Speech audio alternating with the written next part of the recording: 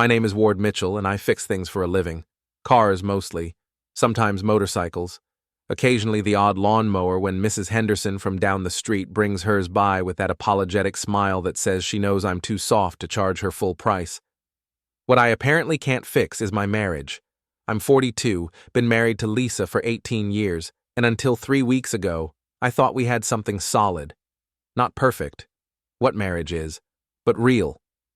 The kind of partnership where you know each other's coffee order without asking and can finish each other's sentences about mundane things like grocery lists and weekend plans. Turns out I didn't know her at all. The garage behind our house serves as my workshop. It's where I retreat when Lisa's work calls run late into the evening, which happens more often than I'd like. She's a project manager at a tech startup downtown, always stressed about deadlines and client presentations. I get it. Success doesn't come easy, especially in this economy. But success, as I've recently learned, can be a convenient excuse for a lot of things. It was a Tuesday evening when everything started unraveling. I was underneath a 2015 Honda Civic, wrestling with a stubborn oil pan bolt, when I heard Lisa's phone buzz on the workbench above me. She'd left it there while grabbing tools to help me, or pretending to help anyway. Lisa's mechanical skills peaked at knowing where the gas pedal is. The notification sound came again, then again. "Honey, your phone's going crazy up here," I called out. "Just ignore it," she said from somewhere behind me. "Probably work stuff." But the buzzing continued, insistent and rhythmic. After the 7th or 8th notification, curiosity got the better of me. I slid out from under the car, wiped my hands on a shop rag, and glanced at the screen. That's when I saw the name that would haunt me for weeks, David Aldridge. The messages were preview snippets, but even those fragments made my stomach clench. "Can't wait to see you this weekend. The ring looks perfect in the photos. 3 months until we're officially—" I stared at that screen like it was written in a foreign language. Ring? 3 months until what? Ward? Did you find that socket wrench? Lisa's voice seemed to come from very far away. I set the phone down exactly where I'd found it and went back to the Honda. But my hands were shaking now, and the simple task of loosening a bolt felt impossible. My mind raced through explanations. Maybe David was a colleague planning his own proposal, asking Lisa for advice. Maybe it was some kind of work project with wedding industry clients. Maybe I was losing my mind. "Found it," I managed to say when Lisa returned. She picked up her phone without looking at it, slipped it into her back pocket, and handed me the wrench. "Thanks." I took the tool but couldn't meet her eyes. "Hey, who's David Aldridge?" The question came out before I could stop myself. Lisa's hand froze halfway to adjusting her ponytail. "David? Oh, he's a vendor. For the Morrison account." "Why?" "Just saw the name on your phone. Seemed like he was messaging a lot." "Yeah, he's persistent. You know how these sales guys can be." She laughed, but it sounded forced. "Always pushing for faster decisions." I nodded and went back to work, but something in her tone didn't sit right. Lisa's usually confident when discussing work. This felt different, evasive. That night after Lisa fell asleep, I lay in bed staring at the ceiling. The rational part of my brain insisted I was overreacting. Marriages go through rough patches. People get busy, distracted, maybe a little careless with their words. It didn't mean anything sinister was happening. But the other part of my brain, the part that notices when something's off in an engine just by the sound it makes, wouldn't let it go. Over the next few days, I started paying closer attention, not snooping exactly, just observing. Lisa had always been attached to her phone, but now she seemed practically glued to it. She'd step outside to take calls, claiming they were work-related. She'd text during dinner, apologizing and saying it was urgent client communication. And twice, I caught her smiling at her screen in a way that seemed too warm for business correspondence. Then there were the weekend trips. "My mother's having another episode," Lisa announced on Friday morning. I need to drive up to Albany and help her sort through some medical stuff. Lisa's mother, Patricia, was a hypochondriac who'd been having episodes for as long as I'd known her.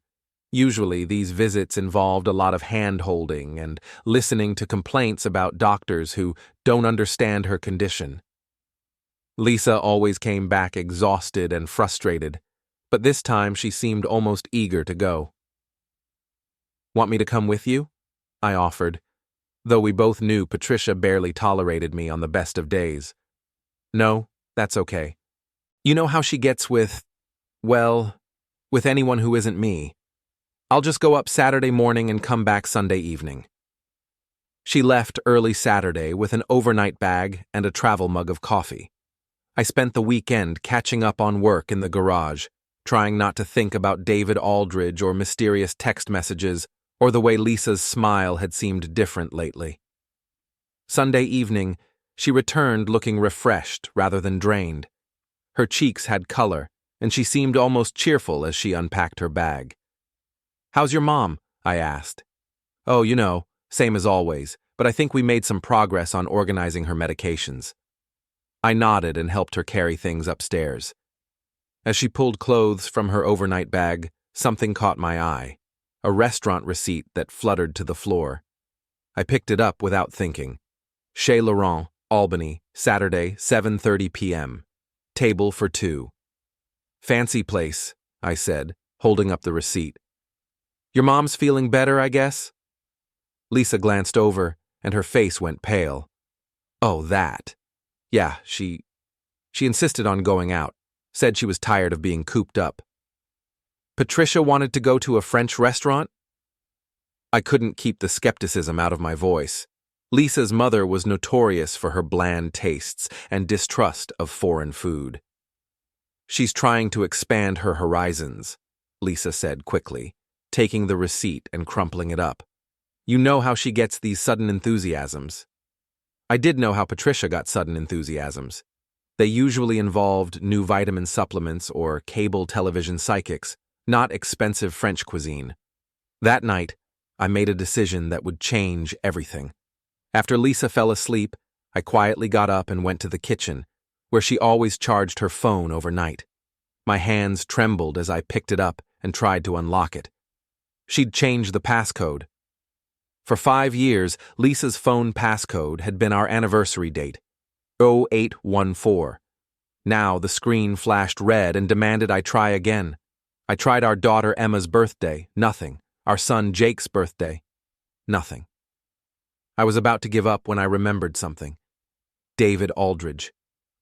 On impulse, I tried 0414, April 14th, a date that meant nothing to me but might mean everything to someone else. The phone unlocked. My heart hammered as I navigated to her messages. There was the usual work stuff, family group chats, conversations with friends. But when I scrolled to David Aldridge's thread, I found something that made my world tilt sideways. The messages went back months, hundreds of them, and they weren't about business. "David, missing you already. Can't believe I have to wait 2 weeks to see you again." Lisa, "I know, baby, but it'll be worth it. Just think, 3 more months and we won't have to hide anymore." David, "I've been looking at venues in Cleveland. Found this perfect little place by the lake, very intimate." Lisa, "Send me pictures. I can't wait to start planning properly." David, "Have you thought more about the timing? When are you going to tell him?" Lisa, "Soon. I just need to figure out the right way. Ward's going to be devastated, but he'll understand eventually. We've grown apart. He must feel it too."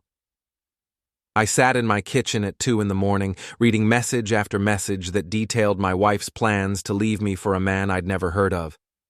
They discussed apartments in Cleveland, where David apparently lived. They shared photos, him in business suits, her in dresses I'd never seen. They talked about meeting each other's families, about Lisa's concerns about uprooting Emma and Jake, about David's assurances that his job could support all of them comfortably. And then I found the photos that made everything real.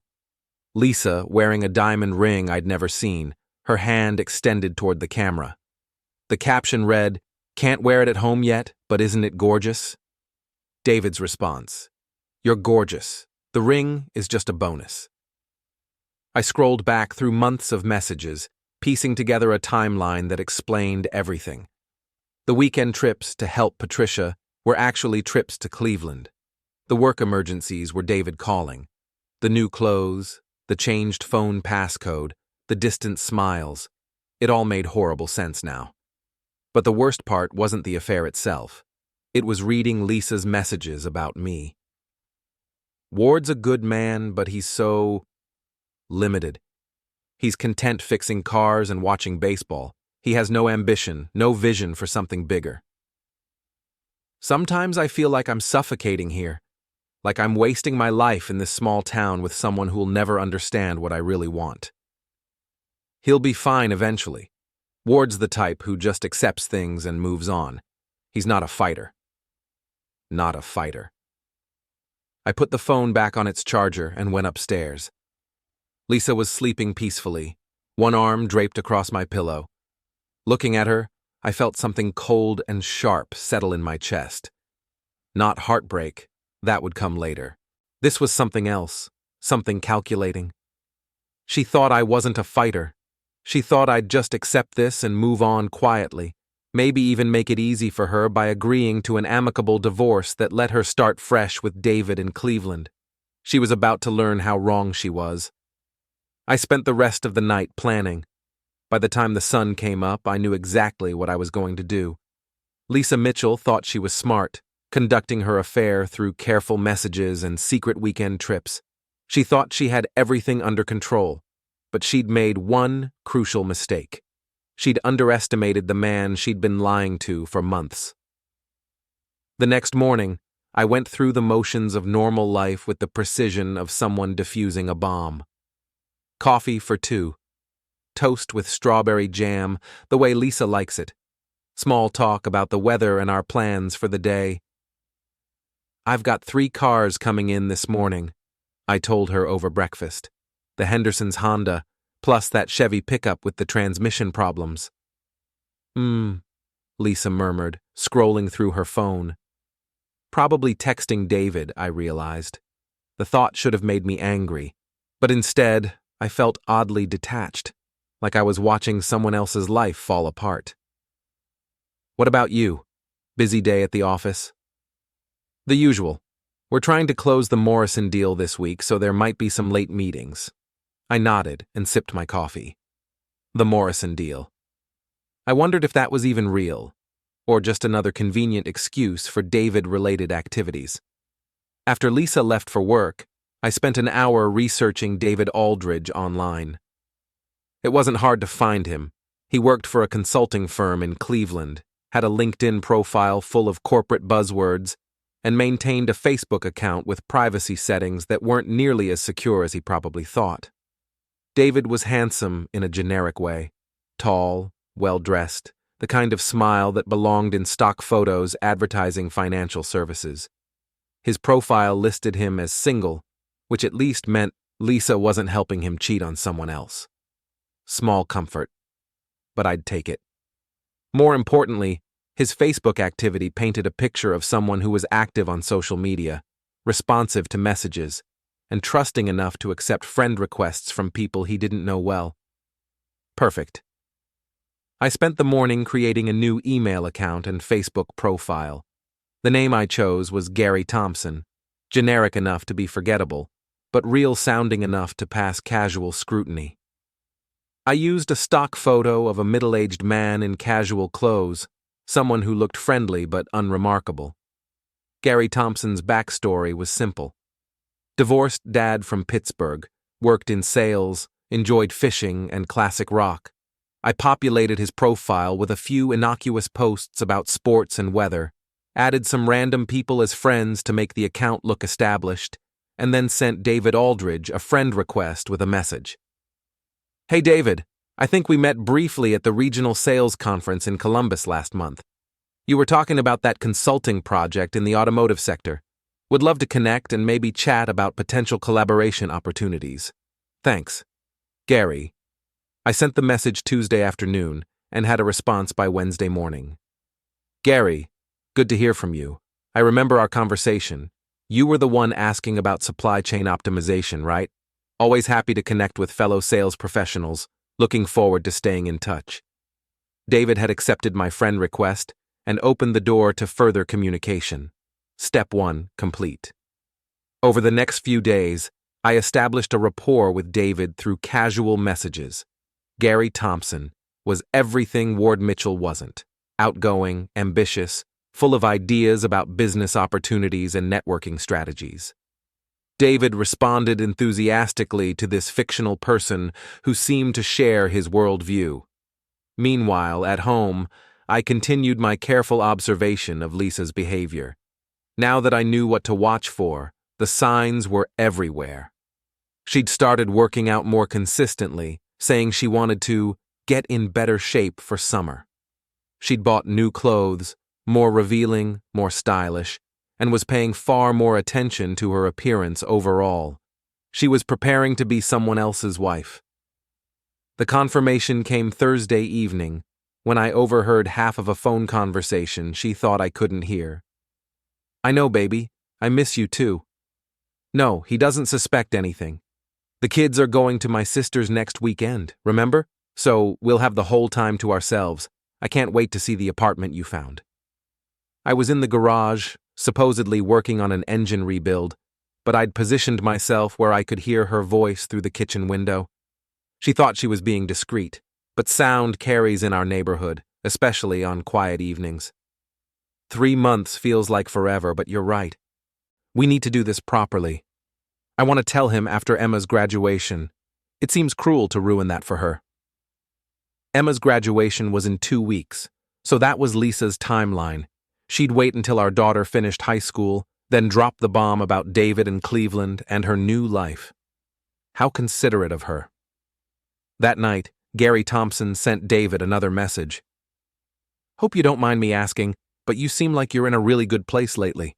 Your posts have been really positive. New job opportunity or something?" David's response came quickly. Apparently, Gary had hit on a topic he was eager to discuss. "Actually, yeah. Big changes coming up in my personal life. I'm getting married in a few months, really excited about it." "That's fantastic. Congratulations, man.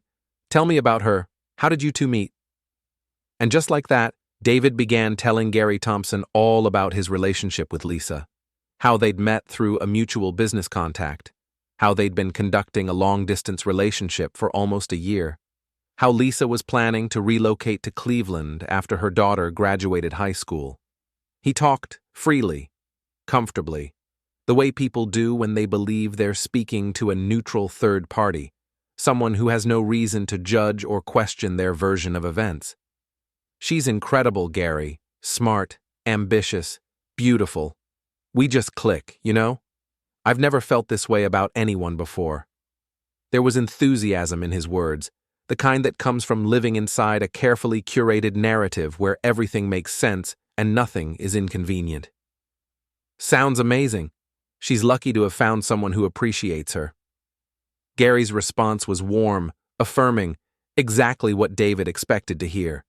It encouraged him to keep talking, to keep opening doors. "Thanks, man. Actually, she's been going through a rough patch with her current situation. She's married, but it's been over for a long time. They're more like roommates at this point. Her husband is a nice enough guy, but they want completely different things out of life." He wrote it casually, almost kindly, as if reducing a marriage to a stale living arrangement somehow made the betrayal cleaner, more acceptable. I stared at the screen, reading David's casual dismissal of my marriage, my life, my worth as a human being. He flattened years of shared history into a convenient paragraph. He made it sound like Lisa was doing me a favor by leaving, like I should be grateful to be set free from a relationship that was apparently holding her back from her true potential. "That's tough," Gary replied. "Divorce is never easy, especially when there are kids involved." Sympathetic, reasonable, exactly the tone David wanted. "Yeah, Lisa's worried about that part. But kids are resilient, right? And it's not like her husband is a bad father or anything. He'll still be in their lives. Lisa thinks it might actually be better for everyone in the long run." better for everyone. A phrase people love to use when they've already decided whose comfort matters most. I wondered if anyone had bothered to ask me about that, or if I was just another logistical detail to be managed, like movers or school transfers. Over the following week, Gary Thompson became David's unofficial relationship counselor. Their conversations grew longer, more frequent. David shared details about his plans with Lisa, his concerns about the logistics of her move, his excitement about introducing her to his family and friends in Cleveland. He talked about houses they'd browsed online, neighborhoods he thought she'd like, how different her life would be once she finally left me behind. And slowly, carefully, Gary began planting seeds of doubt. Not accusations, not confrontations, just questions, the kind that seem harmless until they start stacking up. Wow, a year-long relationship while she's still married? That must have been complicated. Complicated was an understatement, but David brushed it off at first. Have you met her kids yet? That's got to be a big step. That one lingered longer than the others. Long distance is tough. How often do you two actually get to spend time together in person? Each question nudged David slightly off balance, forcing him to look at the edges of the story he'd been telling himself. David's responses revealed the cracks in his fairy tale romance. He and Lisa had only met face-to-face a dozen times over the course of their relationship. He'd never met Emma or Jake, never even seen photos of them. Lisa had been vague about her timeline for leaving me, pushing back their engagement announcement several times, always with reasonable explanations, always with another delay. Sometimes I wonder if she's really ready to make this change, David admitted to Gary during one late-night message exchange. She says she wants to be with me, but she keeps finding reasons to delay things.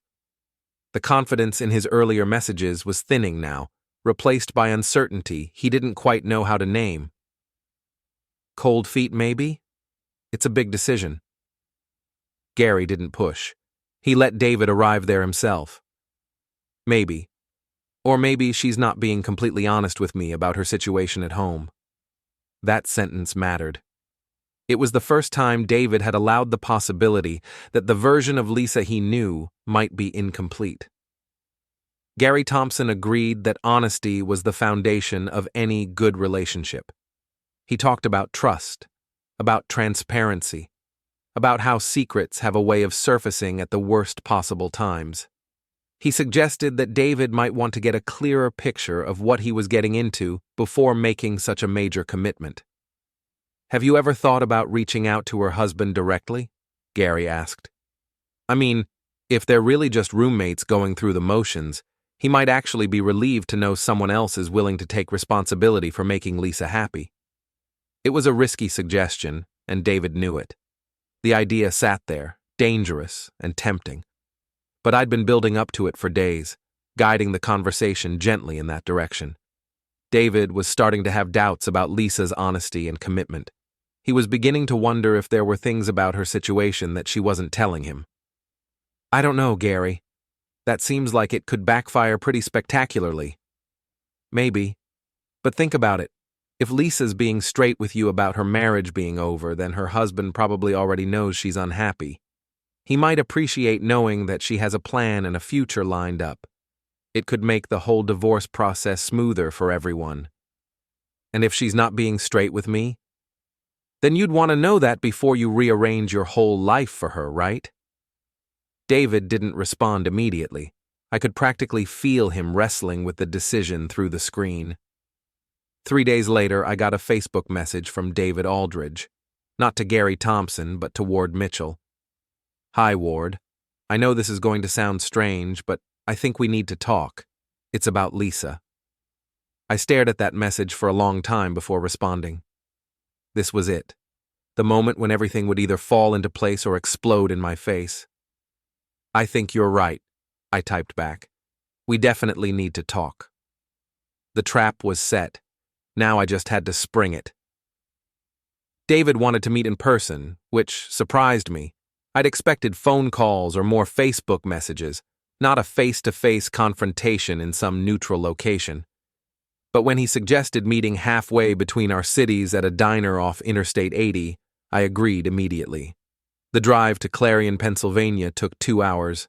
I spent most of it rehearsing what I was going to say, how I was going to handle seeing the man who'd been planning to steal my wife. By the time I pulled into the parking lot of Mel's family restaurant, my hands were steady and my mind was clear. I recognized David immediately from his photos, though he looked more nervous in person.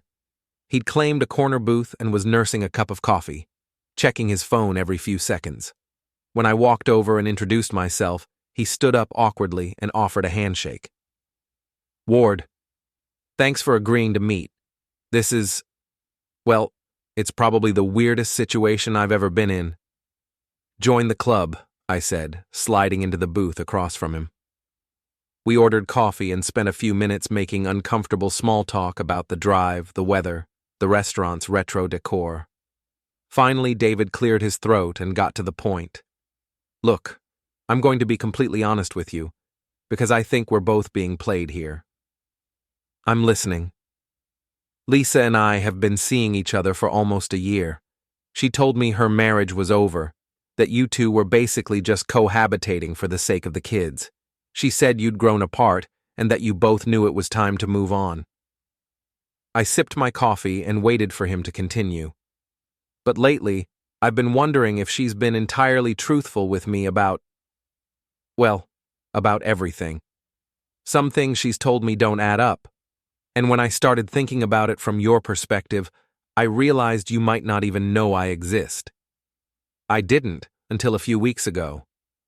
David's shoulders sagged with relief. "So she hasn't talked to you about wanting a divorce?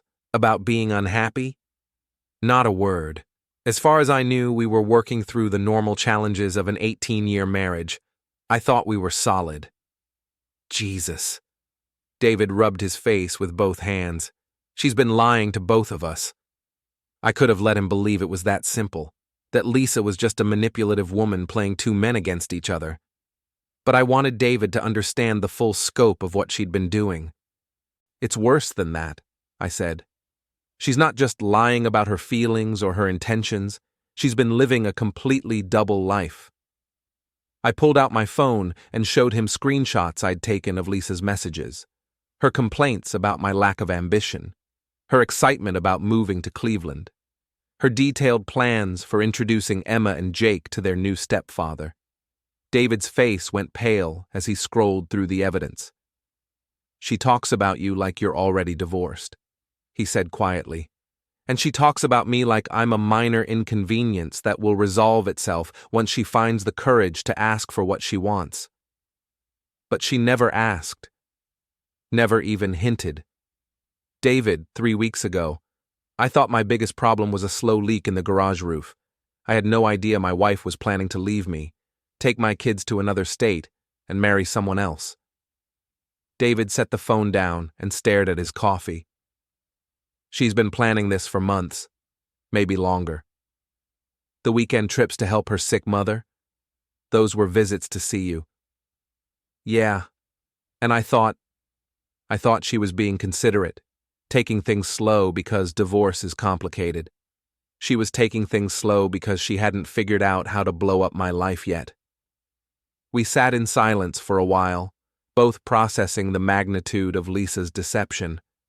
Finally, David looked up at me with something like determination in his eyes. "What do we do about this?" "We." "Look, Ward, I know I'm not the innocent party here. I've been having a relationship with your wife, but I genuinely believed she was available, that you two had already had the hard conversations and were just working out the logistics. If I'd known she was lying to you, what would you have done differently?" David considered this. "I would have told her to have an honest conversation with you before we went any further. I don't want to be the guy who breaks up a marriage. I want to be with someone who chooses me freely, not someone who's running away from problems she's too scared to face." I studied his face, looking for signs of deception or manipulation, but David seemed genuinely shaken by what he'd learned. He'd fallen for Lisa's version of reality just as completely as I had, and now he was grappling with the fact that the woman he wanted to marry was capable of this level of sustained dishonesty. "So, what do you want to do?" I asked. "I want her to face the consequences of what she's done. To both of us." "Meaning?" David leaned forward, and I saw something cold and calculating in his expression. "She's been playing us against each other without either of us knowing the game existed. I think it's time we started playing back." "I'm listening." "She thinks she's in control of this situation. She's managing the timeline, managing the information flow, managing both of our expectations. What if we took that control away from her?" I felt a smile tugging at the corner of my mouth. "What did you have in mind?" Over the next hour, David and I planned Lisa's downfall with the methodical precision of a military operation. We compared our knowledge of her schedule, her habits, her weaknesses. We identified the lies she'd told each of us and figured out how to use those contradictions against her. The plan was elegant in its simplicity. Lisa had been living two separate lives, carefully keeping them from intersecting. We were going to force those lives to collide in the most public, humiliating way possible. "She's supposed to come see me this weekend," David said. "Another visit to help her mother trip." "Cancel it." "What?" "Tell her you're sick, or you have a work emergency or whatever. Make her stay home. Then we'll implement phase 1. David nodded slowly. "What's phase 1? "We're going to make her think she's losing her mind." I explained the psychological warfare tactics I had in mind. Identical text messages sent simultaneously from both our phones, references to conversations she'd had with one of us, mentioned by the other, small details about her life that she'd shared with David, casually brought up by me at home. "The goal is to make her paranoid and confused before we reveal what we know," I said. "She needs to understand that her careful compartmentalization has failed completely." "And phase 2? "Phase 2 is where we destroy her publicly." David raised an eyebrows. "How public are we talking?" "Lisa's built her whole identity around being the successful, put-together woman who has everything under control. Her job, her social circle, her family, they all see her as someone who makes smart decisions and handles problems maturely." "Okay. What happens when they find out she's been conducting a secret affair for a year while lying to everyone about her intentions?" David's smile was sharp and satisfied. "Her reputation implodes." "Exactly. And phase 3 is where we make sure she can't just run away to Cleveland and start over like nothing happened. I'm almost afraid to ask. Simple. You're going to break up with her. Publicly, in front of everyone she knows. And you're going to make it clear that you're doing it because she's a liar and a manipulator who can't be trusted." David was quiet for a long moment, considering the cruelty of what I was proposing. Finally, he nodded. "She destroyed my trust in her," he said. "She made me an unwitting participant in wrecking your marriage. She's been lying to both of us for months while making plans that would have turned our lives upside down. And she thought we'd never find out. She thought we were both too stupid or too passive to compare notes." I raised my coffee cup in a mock toast to proving her wrong. David clinked his cup against mine. To making her pay. We spent another hour working out the details, exchanging phone numbers, and synchronizing our watches like we were planning a heist. By the time we parted ways in that diner parking lot, Lisa's fate was sealed. She'd wanted to play games with our lives. Now she was about to learn what happens when the players decide to change the rules. The drive home gave me time to think about what I was doing. Some part of me wondered if I was going too far, if there was a way to handle this situation with more dignity and less vindictiveness. But then I remembered Lisa's messages to David, her casual dismissal of our marriage, her assumption that I'd just accept whatever she decided to do with our family. She'd made her choices. Now she'd have to live with the consequences. I pulled into my driveway just as Lisa was getting home from work. She waved cheerfully and waited for me to get out of my car. "How was your day?" she asked. The same question she'd asked thousands of times over the years. "Productive," I said. "Very productive. How about you?" "Oh, the usual chaos.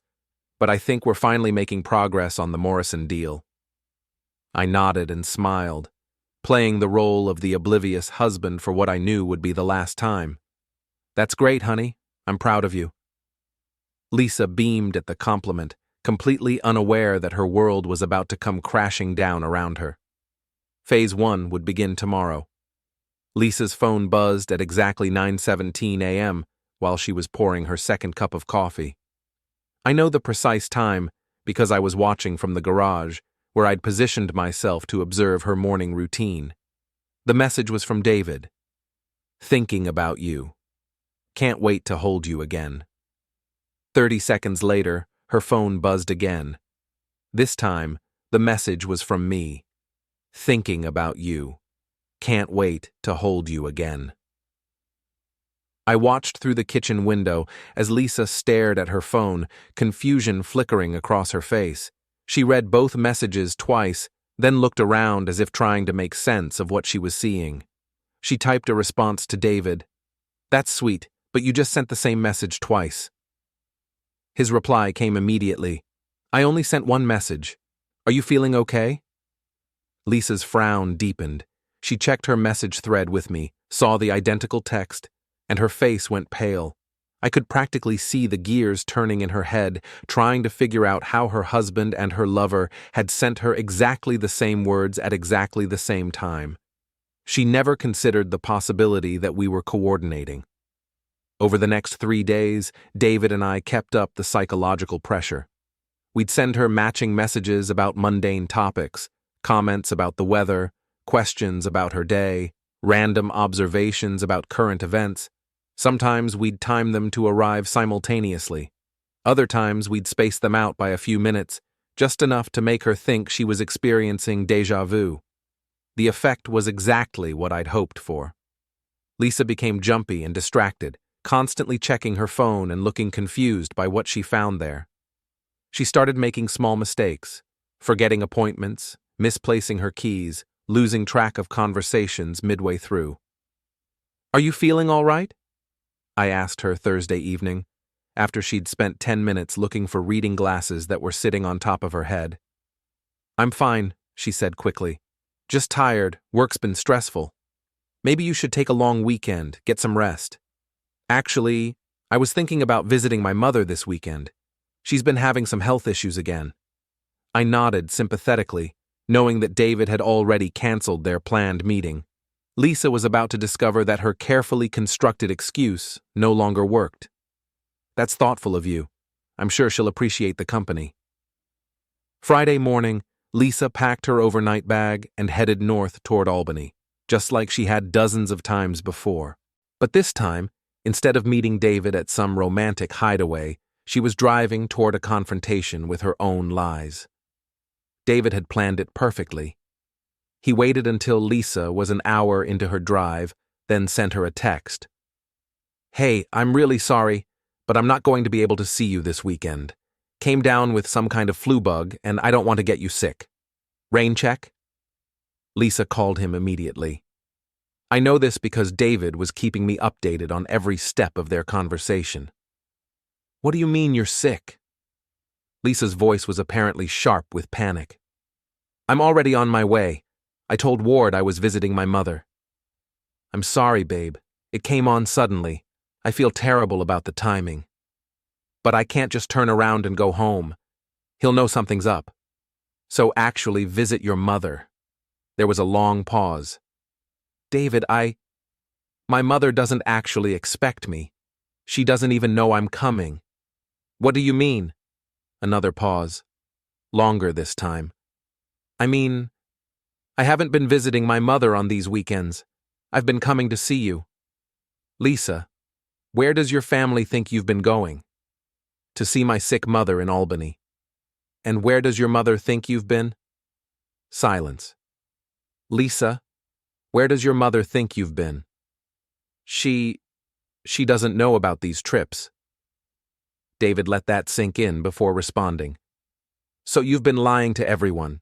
Your husband, your kids, your mother, everyone. It's not like that. I needed to keep things simple until we figured out our timeline. Our timeline for what? For when I'm going to leave Ward and move to Cleveland with you.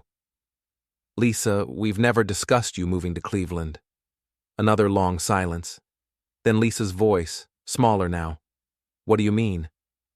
I mean, we've talked about getting married, but we've never made specific plans about where we'd live or when you'd leave your husband. Those are pretty big assumptions to make without consulting me. I could picture Lisa sitting in her car on the side of some highway, her carefully constructed fantasy crumbling around her. She'd been so confident in her ability to manage both relationships that she'd never considered what would happen if her two worlds started comparing notes. The conversation ended with David telling Lisa he needed time to think about their relationship, and Lisa driving home 3 hours earlier than planned with no explanation for her family. I was waiting in the garage when she pulled into the driveway. Through the kitchen window, I watched her sit in her car for 10 minutes, staring at nothing, before finally coming inside. You're back early, I observed. How's your mother? She's fine. Better than I expected, actually. So I decided to come home and spend the evening with my family. Lisa's smile was brittle and forced. She looked like someone trying very hard not to fall apart. That's nice. I was just thinking we don't spend enough quality time together anymore. Something in my tone must have caught her attention, because she looked at me sharply. What do you mean? Nothing specific. Just that we seem to be living parallel lives lately. You're always busy with work or family obligations. I'm always in the garage. We barely talk about anything substantial anymore. That's not true. Isn't it? When's the last time we had a real conversation about our future together? Our plans, our dreams, what we want out of the next phase of our lives? Lisa's face went white. Ward, I'm not criticizing you, I said gently. I'm just saying, maybe we should make more effort to connect, to be honest with each other about what we're thinking and feeling. Honest. Completely honest. No secrets, no hidden agendas. Just two people who've been married for 18 years, figuring out how to make the next 18 even better. Lisa stared at me for a long moment, and I could see her trying to decide whether this was some kind of trap. Finally, she nodded. You're right. We should talk more. Be more open with each other. I'm glad you feel that way, because there are some things I've been wanting to discuss with you. Like what? I smiled. Well, for starters, I've been thinking about making some changes in my life. Big changes. The kind that would affect both of us. What kind of changes? I'll tell you tomorrow, after I've had a chance to organize my thoughts properly. Lisa nodded, but I could see the anxiety in her eyes. She was starting to realize that her world was shifting in ways she couldn't control or predict. That night, she barely slept. I could feel her tossing and turning beside me, her mind racing through possibilities and worst-case scenarios. Every time her phone buzzed with a message, she'd tense up like she was expecting bad news. She was right to be worried. The psychological warfare had served its purpose. Lisa was off balance, paranoid, and starting to question her own ability to manage the situation. Now it was time for Phase 2. Saturday morning, I made breakfast for the whole family. Pancakes, bacon, fresh fruit, the works. Emma and Jake were delighted by the unexpected feast, but Lisa just picked at her food and checked her phone obsessively. So, I said cheerfully, I've been thinking we should throw a party. Lisa looked up sharply. A party? Yeah. It's been too long since we've had friends over. Maybe we could do a barbecue next weekend. Invite some of your work colleagues, some of the neighbors, maybe some family. I don't think that's a good idea right now. Why not? It would be fun. We could show everyone how solid we are as a couple, how happy we are together. Lisa's fork clattered against her plate. Ward, can we talk about this later? I'm not really in a party planning mood right now. Of course, no pressure. I just thought it would be nice to celebrate our relationship publicly, show everyone how much we love and trust each other. The word trust hit her like a physical blow. Lisa excused herself from the table and disappeared upstairs, claiming she had a headache. An hour later, her phone rang. It was David. I know this because David and I had planned the call. While Lisa was upstairs having what she thought was a private conversation with her lover, I was in the garage listening to David's half of the conversation through my own phone. Lisa, we need to talk about what happened yesterday. I know. I'm sorry about the confusion with my mother. I can explain. It's not just about your mother. It's about everything. I've been thinking about our relationship, and I'm starting to realize there are a lot of things that don't add up. What do you mean? I think you've been lying to me about your situation at home. And if you've been lying about that, what else haven't you been honest about? David, I love you. Everything I've told you about my feelings is true. But everything you've told me about your marriage isn't true, is it? You're not separated. You're not planning to divorce your husband. You're just having an affair and hoping it works out somehow. That's not fair. What's not fair is letting me believe I was starting a relationship with someone who was available when you're actually still very much married to someone else. I am going to leave him. I just need more time to figure out how. How much more time, Lisa? Because I'm 36 years old, and I don't want to spend the next 5 years being someone's secret while you work up the courage to have an honest conversation with your husband. There was a long pause. Then Lisa's voice, desperate now. What are you saying? I'm saying I think we should take a break. Figure out what we really want before this goes any further. David, please, don't do this. I need you. What you need is to decide what kind of person you want to be. Someone who faces problems honestly, or someone who runs away from them and hopes they'll solve themselves. I'm not running away. Aren't you? You've been lying to your husband for a year. You've been lying to your kids, your mother, your friends. You've been lying to me about the reality of your situation. That sounds like running away to me.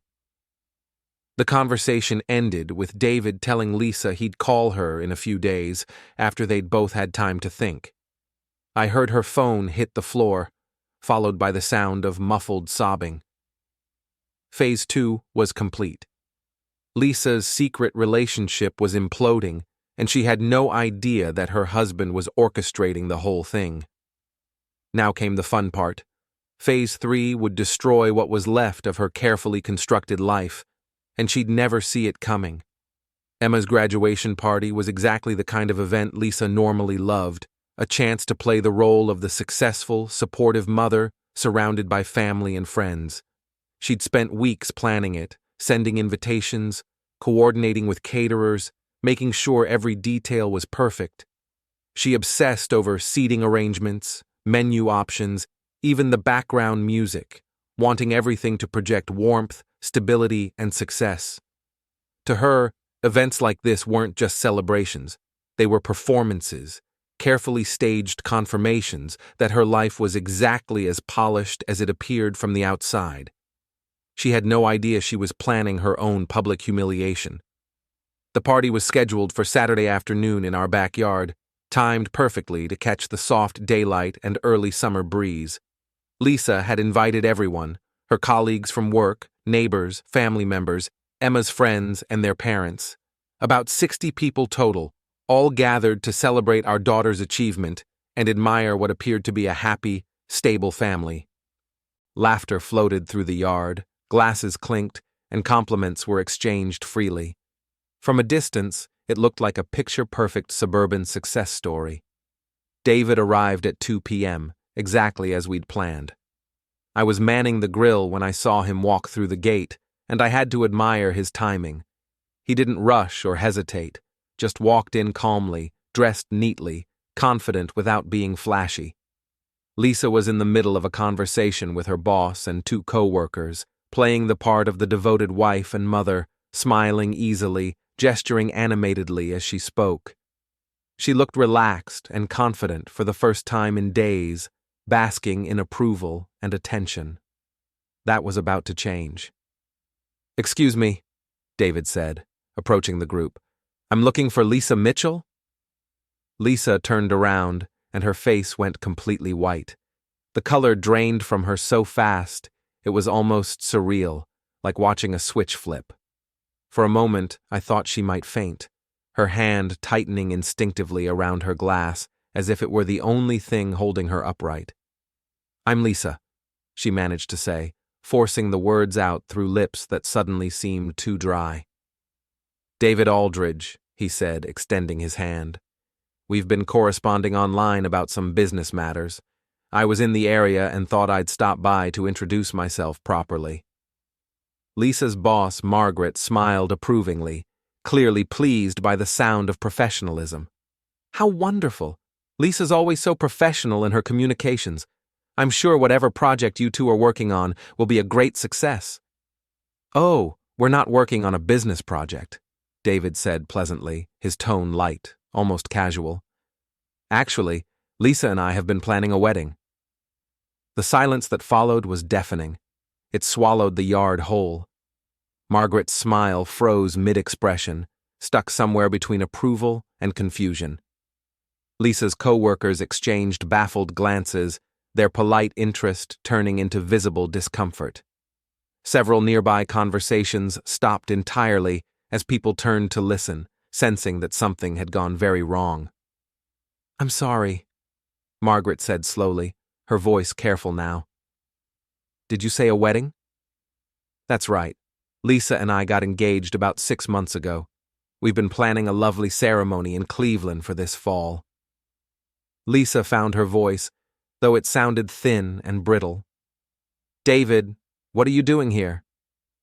I wanted to meet your family, he said innocently, looking around at the crowd.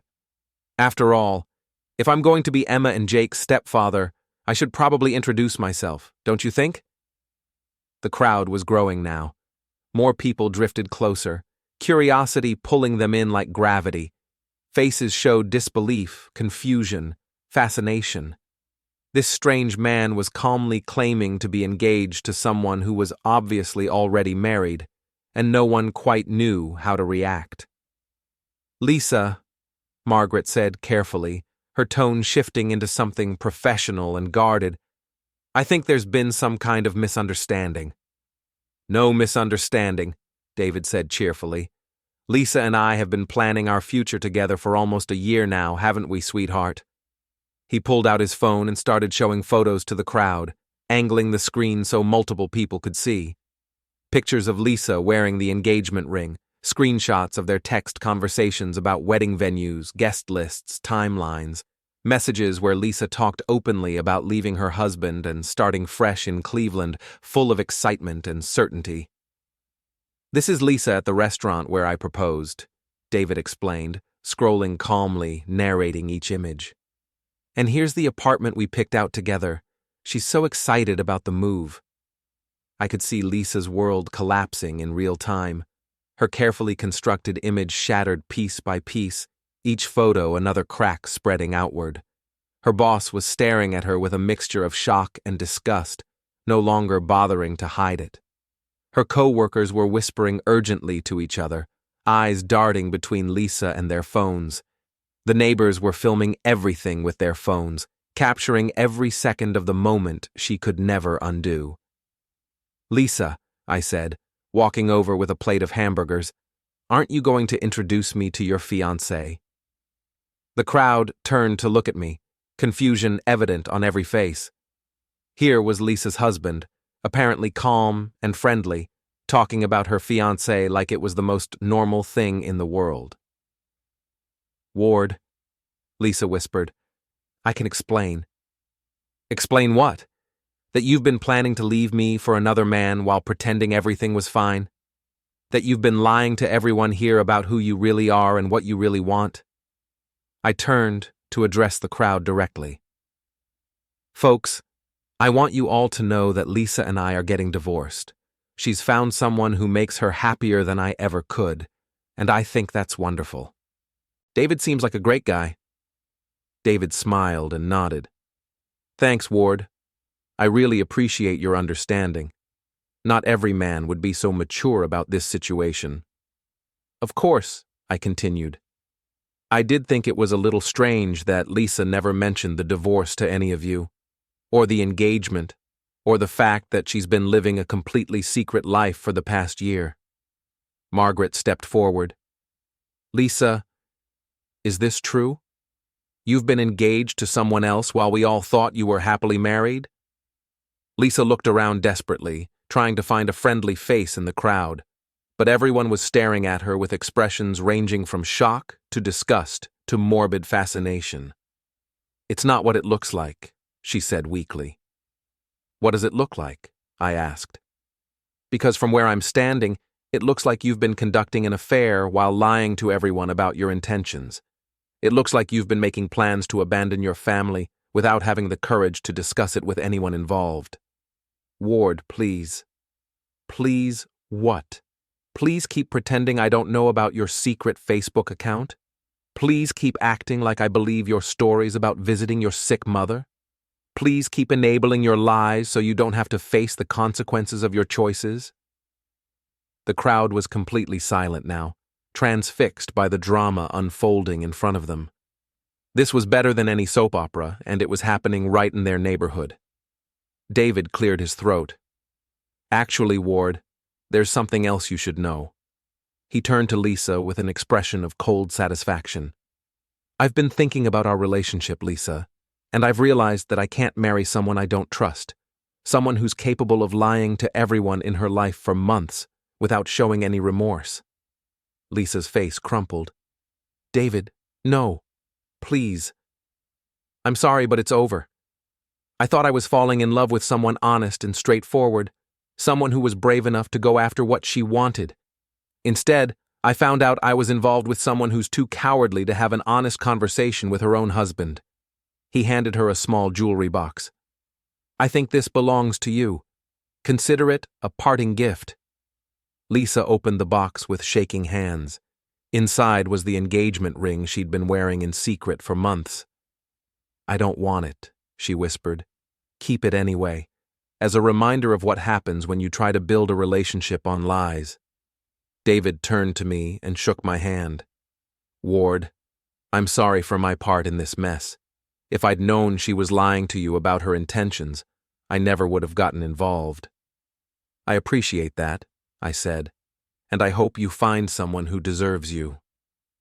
David nodded to the crowd and walked away, leaving Lisa standing in the middle of her daughter's graduation party, holding an engagement ring from a man who'd just publicly rejected her. The silence stretched on until Margaret finally spoke. Lisa, I think you should take some time off work to sort out your personal situation. Margaret, please, I can explain everything. I don't think explanations are going to help at this point. What you've done, the level of deception involved, it raises serious questions about your judgment and your character. Margaret turned to leave, then stopped. We'll discuss your employment status on Monday, but I have to tell you, Lisa, this kind of behavior doesn't reflect well on our company's values. One by one, the guests began to leave. Some offered awkward condolences to me and Emma. Others just slipped away quietly, eager to escape the uncomfortable scene. Within an hour, the backyard was empty except for immediate family. Emma was crying, not because her party had been ruined, but because she'd just learned that her mother had been planning to take her away from everything she knew without discussing it with her first. How could you do this to us? Emma asked Lisa. How could you make plans to move us to Cleveland without even asking how we felt about it? Jake just stared at his mother like he was seeing her for the first time. Were you really going to leave, Dad? Lisa tried to explain, tried to justify her actions, tried to make her children understand that she'd been planning to do what was best for everyone, but her words sounded hollow and selfish, even to her own ears. Finally, she gave up and went inside, leaving me alone with Emma and Jake. Is she really leaving? Jake asked. I don't know, I said honestly. That's up to her. Do you want her to leave? I considered the question carefully. A month ago, the answer would have been an automatic no, But now, after everything I'd learned about who Lisa really was beneath the surface, I wasn't sure our marriage was worth saving. "I want your mother to be happy," I said finally. "And I want you two to be happy. We'll figure out how to make that work, whatever happens." Emma wiped her eyes and looked toward the house. "I don't think I can trust her anymore." "Trust takes time to rebuild," I said. "Maybe she'll earn it back. Maybe she won't. But that's her choice to make." That evening, after the kids had gone to their rooms, Lisa came out to the backyard where I was cleaning up the remnants of the party. "I suppose you're proud of yourself," she said. "Not particularly. I'm just glad the truth is finally out in the open." "You destroyed my life today." "No, Lisa. You destroyed your own life. I just made sure everyone could see what you'd been doing in secret." She was quiet for a long time, staring at the engagement ring she was still holding. "What happens now?" she asked. "Now you decide who you want to be. The person who takes responsibility for her choices and tries to make amends, or the person who blames everyone else for the consequences of her own actions. And us? What happens to our marriage?" I looked at her, really looked at her, and tried to find some trace of the woman I'd fallen in love with 20 years ago. But all I could see was a stranger who'd been living in my house, eating at my table, and lying to my face for months. "I don't think there is an us anymore," I said. "I think there's just two people who used to be married, trying to figure out how to co-parent their children with some dignity." Lisa nodded slowly, and for the first time in weeks, she looked like she understood the full scope of what she'd lost. "I never meant for it to happen this way," she said. "But it did happen this way, and now we all have to live with the consequences." She went inside without another word, and I finished cleaning up alone. The party was over, the guests had gone home, and my marriage was officially finished. But for the first time in months, I felt like I could breathe freely. The lies were over, the secrets were out in the open, and everyone finally knew exactly where they stood. It wasn't the ending I'd planned for my life, but it was honest, and after everything that had happened, honesty felt like a victory worth celebrating. The next morning, Lisa packed her bags and left for her sister's house in Buffalo. She said she needed time to think about what she wanted to do next. I didn't try to stop her. Some bridges, once burned, can't be rebuilt, and some people, once they show you who they really are, can't be trusted to change. Emma and Jake stayed with me. We ordered pizza for dinner and watched old movies, and slowly began the process of figuring out what our family would look like without the person who'd been planning to leave it behind. It wasn't the life I'd expected, but it was real. And after months of living with lies, reality felt like a gift.